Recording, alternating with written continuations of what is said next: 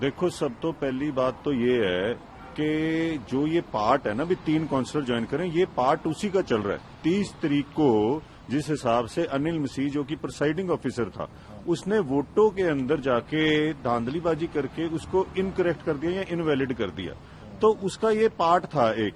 उसी पार्ट के तहत 18 तारीख को इलेक्शन पोस्टपोन किया जाता है, 30 को किया जाता है, 30 को जाके अनिल मसीह जी वोट को इनवैलिड कर देते हैं, और उसके बाद जब हम हाई कोर्ट जाते हैं और फिर सुप्रीम कोर्ट जाते हैं और वहां पे इनको टाइम मिल जाता है, और उसके बाद इन्होंने ऑपरेशन लोटस जो है वो चलाया।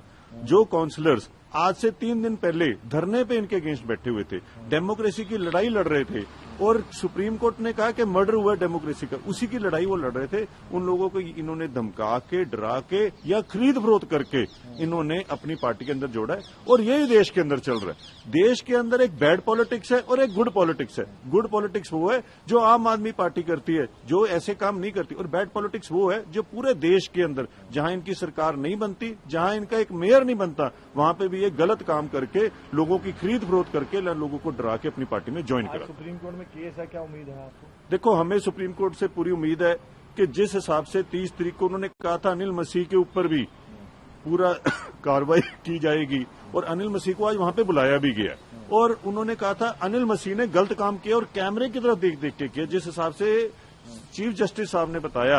और हमें पूरी उम्मीद है कि हमें वहां से रिलीफ मिलेगा। और हमारी जो डिमांड है कि 30 तारीख को जो 8 वोटें इनवैलिड हुई थी उनको वैलिड करार किया जाए, और जो नकली मेयर है जिसको हम मेयर मानते ही नहीं क्योंकि वो गलत तरीके से मेयर बना गया, इस्तीफा दे गया, वो हमें पता लगा कि रात को वो इस्तीफा दे गया, लेकिन हम तो उसको मेयर मानते ही नहीं। मेयर तो कुलदीप कुमार टीठा था जिसको 20 वोटें पड़ी थी, और जो कैमरे के अंदर कैद हुई, और उनके 8 वोटों को इनवैलिड करके किया जाए। अगर सुप्रीम कोर्ट की वर्डिक्ट आती है तो उसके बाद इलेक्शन दोबारा से किया जाता है, तो फिर कैसे कर पाएंगे आप? सुप्रीम कोर्ट जो भी फैसला देगा, हमें पूरी उम्मीद है कि पहली बात तो ये है कि अगर वो 8 वोटें वैलिड हैं तो हमारा मेयर क्लियरली बनता है। अगर वो दूसरी बात जो उनसे कहते हैं कि अगर री इलेक्शन होता है, दोबारा इलेक्शन किया जाता है, तो उसकी रणनीति तय की जाएगी, किस हिसाब से अगली रणनीति बना के चुनाव को आगे लड़े। प्रेसिडेंट का कहना है कि हमारे लिंक में अभी और भी हैं, वो चाहे जो भी कहें बहाना, मतलब वो आपकी नीतियों से खुश नहीं है, जो भी है। देखो, और भी हैं हमारे। ये तो एक बचपनाने वाली बात है कि जो लोग 3 दिन पहले इनके विरोध में जो उनसे हैं कि एक लड़ाई लड़ रहे थे, उनको डरा के, धमका के, खरीद फरोख्त करके इन्होंने ये परचेज कमेटी बना के अपनी ऑपरेशन लोटस चलाया है।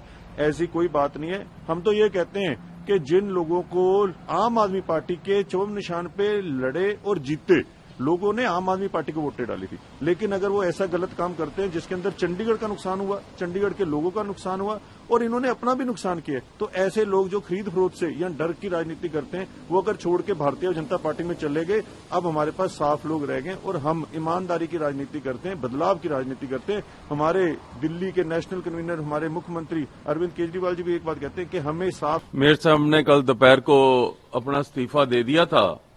जैसा कि आम आदमी पार्टी और कांग्रेस का प्रोपेगेंडा आपने देख लिया है, सारे हिंदुस्तान में वो एक दूसरे को गालियां निकाल रहे हैं और चंडीगढ़ में गठबंधन कर रहे हैं, तो ये कांग्रेस के पवन बंसल जी की अपनी जो तृष्णा है उनकी मेंबर ऑफ पार्लियामेंट बनने की, उस तृष्णा को आगे रख के उन्होंने पूरी कांग्रेस पार्टी के वर्कर को एक ऐसे झमेले में डाल दिया भी वो चाहते नहीं थे कांग्रेस के वर्कर कि आपका मेयर बने, और इसी वजह से उन्होंने क्रॉस वोटिंग की। तो आपने मेयर ने इस्तीफा दे दिया। तो ये आप गठबंधन और कांग्रेस वाले जो सिटी में पिछले 1 महीने से प्रोपेगेंडा कर रहे हैं, उसको विराम देने के लिए हमने इस्तीफा दे दिया। मोदी की नीतियों को देखते हुए अभी कुछ कांग्रेस के और वर्कर और पार्षद और आम आदमी के भी वर्कर और पार्षद भारतीय जनता पार्टी को ज्वाइन करेंगे। अच्छा, अभी कल कितने ज्वाइन किए हैं सर, और अब आगे कल 3 ज्वाइन किए हैं, तो जैसे ही ज्वाइनिंग कोई करता है आपको उसकी रिपोर्ट दे देंगे हम। क्या लगता है कि इस 3 के बाद अभी और भी पार्षद हैं कांग्रेस और आपके? नहीं, वो तो मोदी साहब की नीतियों को देखते हुए और भारत की प्रगति को देखते हुए और भारत का जो स्थान दुनिया में हो गया है उसको देखते हुए आज हर भारत का नागरिक भारतीय जनता पार्टी के साथ जुड़ना चाहता है। लेकिन आपका ये एलिगेशन है कि हाउस ट्रेडिंग की गई है, उनको लालच प्रलोचन। देखिए, हम ऐसे नहीं करते। भी आपके पार्षद किक्कर रिजोर्ट पे रखकर और उनको बंदूक की नोक के ऊपर लोगों से क्या बुलवाया जाए, और जब उनके घर से कोई फोन आता है तो स्पीकर ऑन करके सुनाया जाए। किसी की मदर बीमार हो गई है, उसको खबर नहीं लेने दिया जाता। किसी की लड़की बीमार हो गई है, उसको वहां से भेजा नहीं गया।